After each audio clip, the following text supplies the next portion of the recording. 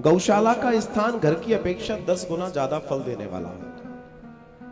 आप घर में पूजन करते हैं, लेकिन घर से ज्यादा 10 गुना फल देने वाला स्थान गौशाला में होता है। आप जो माला करते हैं ना, माला कभी किसी गोष्ठ में, किसी गौशाला में जब आप माला करेंगे तो उसका फल 1000 गुना होता है माला करने का, वे कह रहे हैं। अच्छा, गौशाला से भी ज्यादा 10 गुना कौन सा स्थान है? जलाशय। जलाशय, वहां अगर आप पूजन करते हैं तो 10 गुना महत्व है। तथा बेल, तुलसी व पीपल वृक्ष का मूल अगर निकट हो, बिल्वपत्र का पेड़, तुलसी मैया हो या पीपल हो, इसका जो मूल में आप पूजा करते हैं तो वो उससे भी 10 गुना ज्यादा फल देने वाला है। देवालय को उससे भी 10 गुना, भगवान का जो मंदिर है उसको उससे भी 10 गुना ज्यादा फल देने वाला माना गया है। तीर्थ भूमि का तट देवालय से भी 10 गुना ज्यादा महत्व रखता है, और उससे 10 गुना श्रेष्ठ है नदी का किनारा।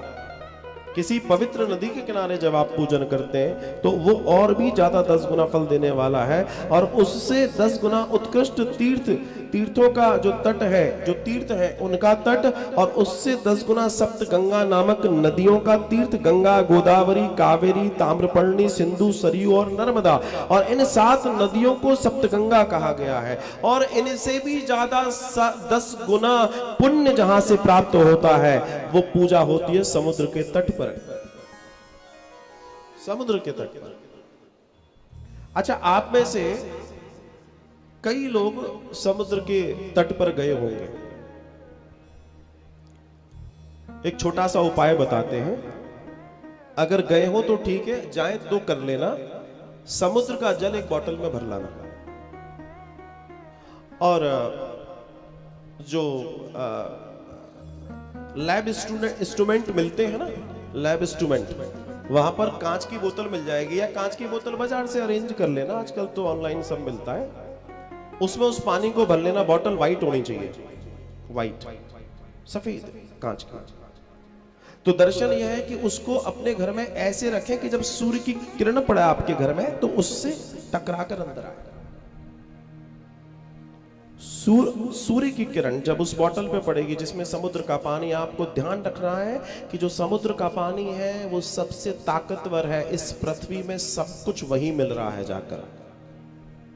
और सूर्य की पूजा बहुत, समुद्र की पूजा बड़ी महान पूजा होती है। तो उस जल को अपने घर में रखें, और जब भी पूजा हो उस जल को पूजन करें। आपके घर में शक्ति और सामर्थ्य आएगा समुद्र की तरह।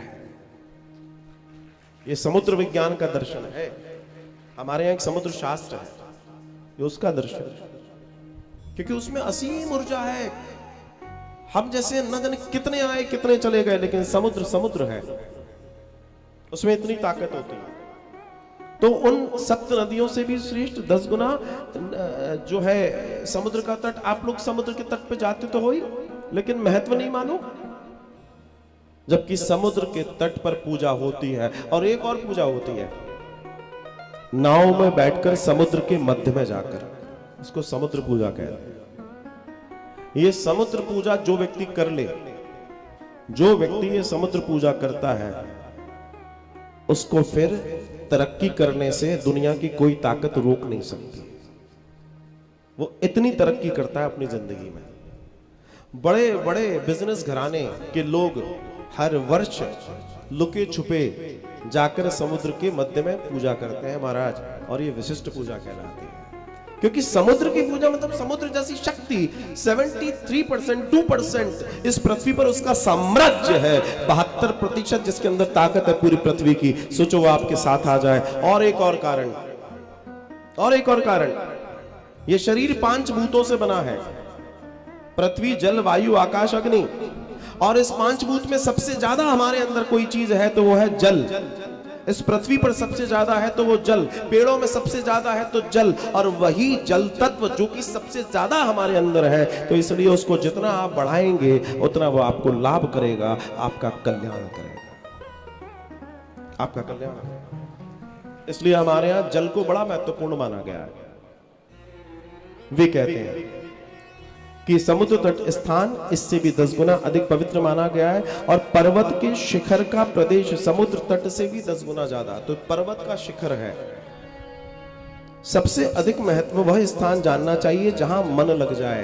आखिरी में एक बात कह दी, बहुत गुप्त बात है कि सबसे महत्वपूर्ण स्थान वो है जहां मन लग जाए। कई बार हमसे लोग पूछते हैं, महाराज हमारे तो घुटने बोल गए, अब हम नीचे बैठ के तो पूजा नहीं कर सकते, तो क्या हम अभी भी आपसे कहें, आपको अगर अभी भी नीचे बैठने में प्रॉब्लम है, कुर्सी पे जाकर बैठिए, आप सुख से बैठिए, तभी तो आप श्रवण कर पाएंगे।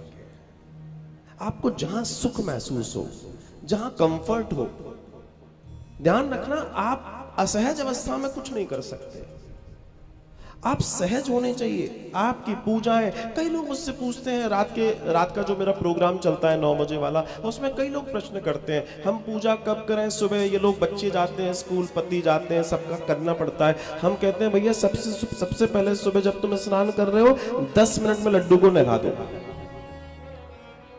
10 मिनट में नहा लेंगे लड्डू, और नहला धुला के जो तुम्हें करना है तुम कर दो। उसके बाद कहो बैठो, तुम जरा बातचीत किया करो।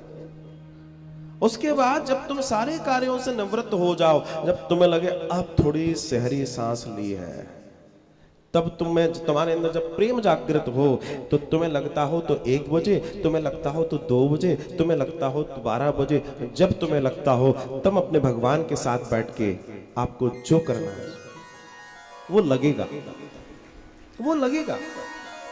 क्योंकि जब तुम पूरी तरीके से अपने मन को सौंपने वाले हो, तुम्हारा मन ही कहीं और है, तो काहे की पूजा और काहे का क्या? शिव यही चाहते हैं। आखिर में शिव कहते हैं कि जहां तुम्हारा मन लग जाए, जहां तुम्हारी अंतरात्मा प्रसन्नता के साथ महसूस करे कि ये स्थान ठीक है, मैं वहीं तुम्हें पूरे फल की प्राप्ति करा दूंगा।